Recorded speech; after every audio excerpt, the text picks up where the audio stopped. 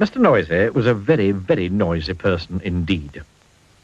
For example, if Mr. Noisy was reading this story to you, he'd be shouting at the top of his voice. And the top of Mr. Noisy's voice is a very loud place indeed. You can hear it 100 miles away.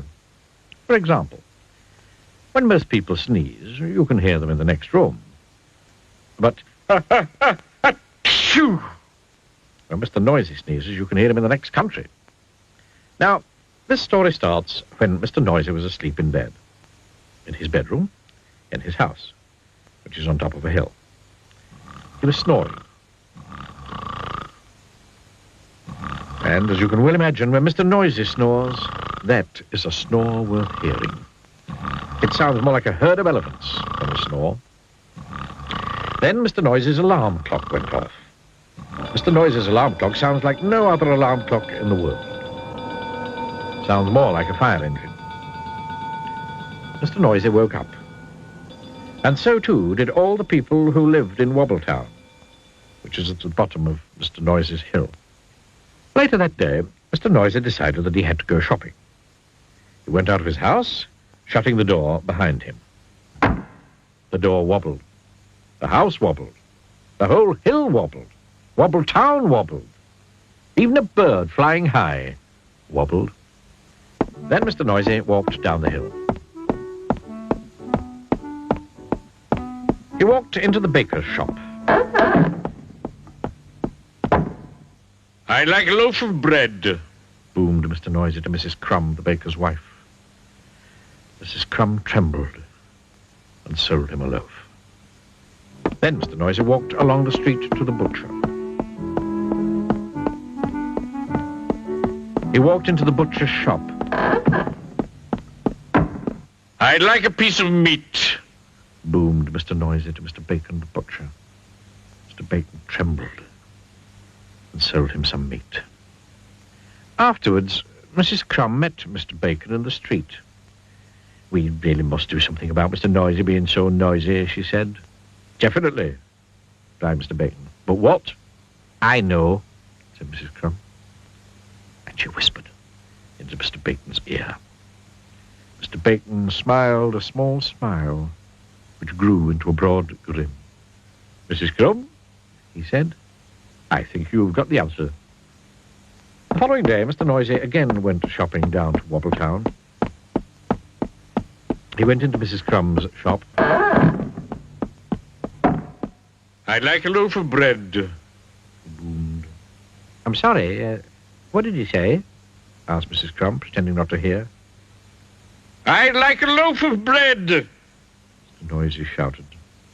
Oh, I'm sorry, said Mrs. Crumb, putting her hand to her ear. Could you speak up a bit, please? I'd like a loaf of bread, roared Mr. Noisy. I can't hear you, replied Mrs. Crumb.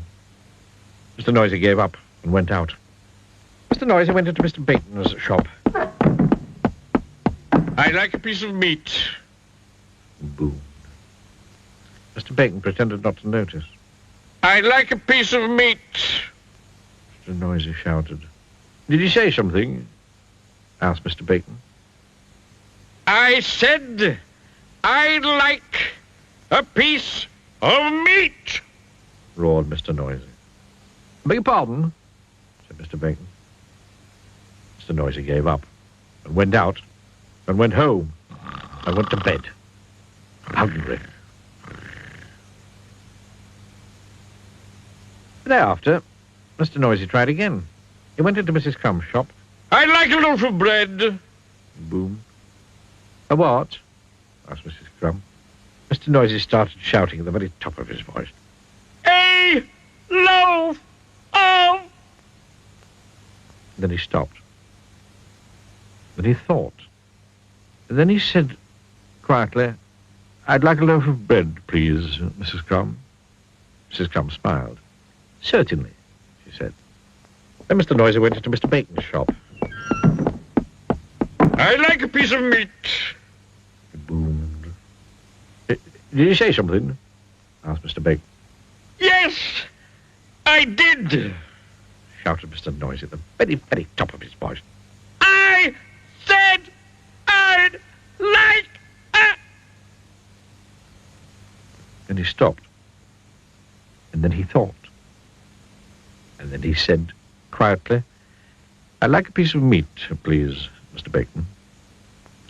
Mr. Bacon smiled. "My pleasure," he said. So, carrying his bread and meat, Mr. Noisy set off home up the hill.